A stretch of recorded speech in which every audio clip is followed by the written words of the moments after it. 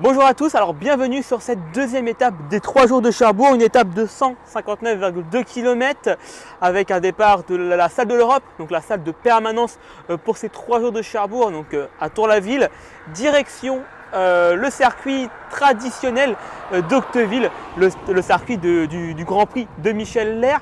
Donc les coureurs arriveront de Martinvat, donc le point d'intersection, l'entrée au circuit se fera au niveau du rond-point. Donc les coureurs arrivent d'ici et lors de leur passage, de leur premier passage sur la ligne à Octeville, ils reviendront en fait de cette route ici.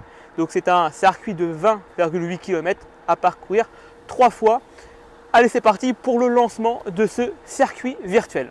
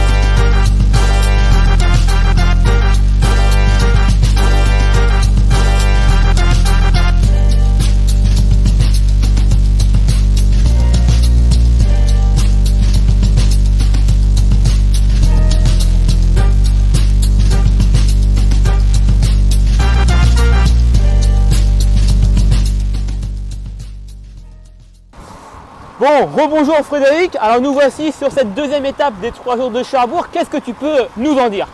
Bonjour à tous.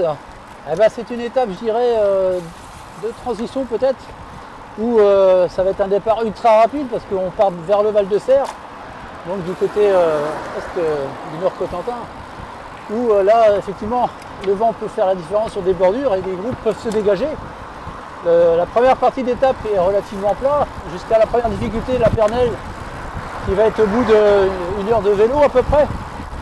Après on rentre dans quelques difficultés pour refinir ce circuit final, le fameux circuit du Michel Lerre il y a quelques années, avec la montée des Ragotins qui fait extrêmement mal aux jambes, où on arrive avec du gros braquet au pied, avec un petit peu d'élan, mais malheureusement pour 50 mètres seulement, parce qu'après il faut passer sur un braquet beaucoup plus petit pour pouvoir gravir toute la côte des Ragotins. Et derrière finir par la montée de la rue principale, la rue Roger Sandangro, pour l'arrivée. Et donc ce circuit de 20,8 km, ce circuit traditionnel, ça représente quoi pour toi? Ça représente pas mal de choses, parce que ça fait partie de la ville de Cherbourg-Cotentin, c'est Octeville, enseignement Octeville. Et un circuit encore aussi une fois assez technique, parce qu'il n'y a pas de plat non plus sur ce circuit, à part le petit bout d'ici de Martinvat pour aller rallier la côte des Ragotins. Mais c'est un circuit mythique où il y a aussi eu des beaux champions sur le Michel Lerre. Je pense notamment à notre regretté Paul Mabir, oui, qui était une icône du Nord-Cotentin dans les années 80, qui l'a gagné plusieurs fois. Donc voilà, c'est un circuit compliqué à gérer, mais aussi qui a fait des beaux champions au palmarès.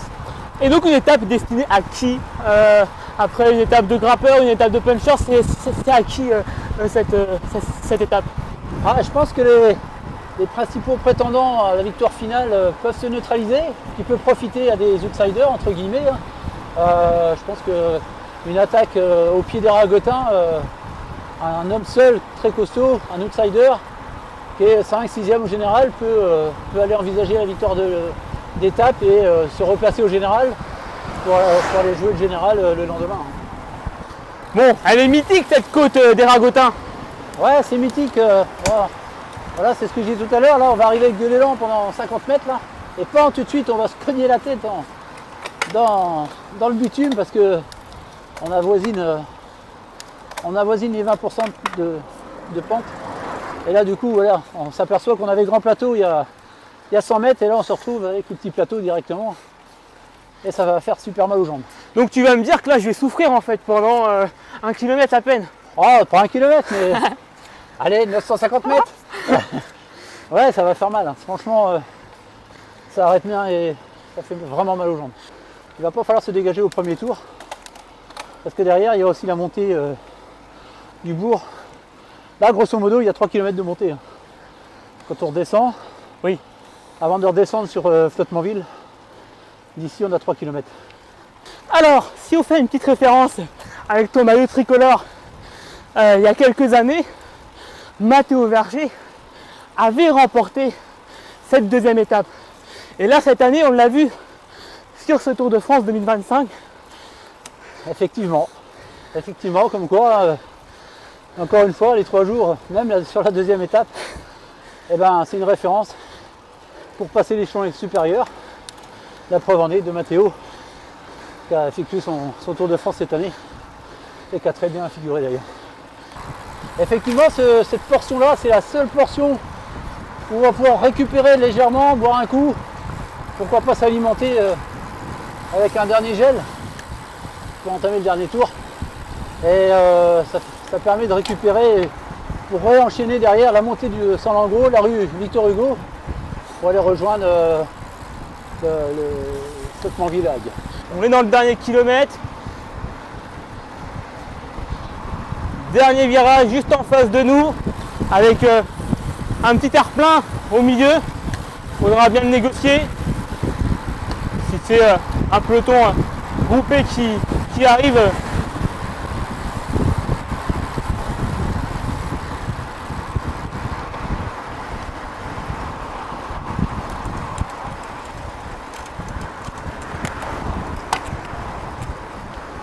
tac, allez, dernier virage.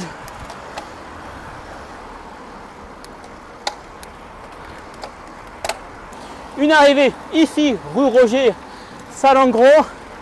Alors on attend le passage. Procéder le passage et puis on fera une petite accélération sur la ligne. Allez, c'est parti.